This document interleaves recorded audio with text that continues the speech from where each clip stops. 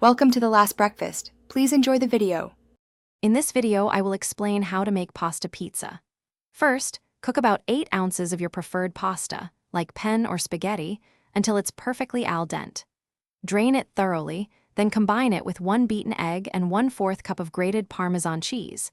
This mixture forms your unique pizza base.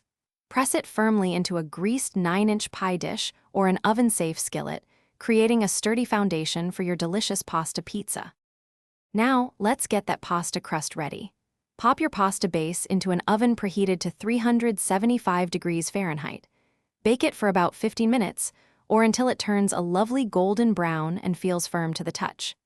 This crucial step ensures your pasta pizza has a wonderfully crispy and stable foundation, preventing any sogginess once you add your toppings. It's the secret to a perfect pasta pizza. With your pasta crust baked to perfection, it's time for the fun part, adding your toppings. Start by spreading about 1/2 cup of your favorite pizza sauce evenly over the golden crust. Next, generously sprinkle 1 cup of shredded mozzarella cheese. Finally, pile on your preferred pizza toppings, whether it's classic pepperoni, fresh vegetables, or a combination of both. Get creative and make it your own. Almost there? Place your topped pasta pizza back into the oven, still at 375 degrees Fahrenheit. Bake it for another 10 to 12 minutes, or until the cheese is beautifully melted and bubbly and your toppings are heated through. Once it's done, carefully remove it from the oven.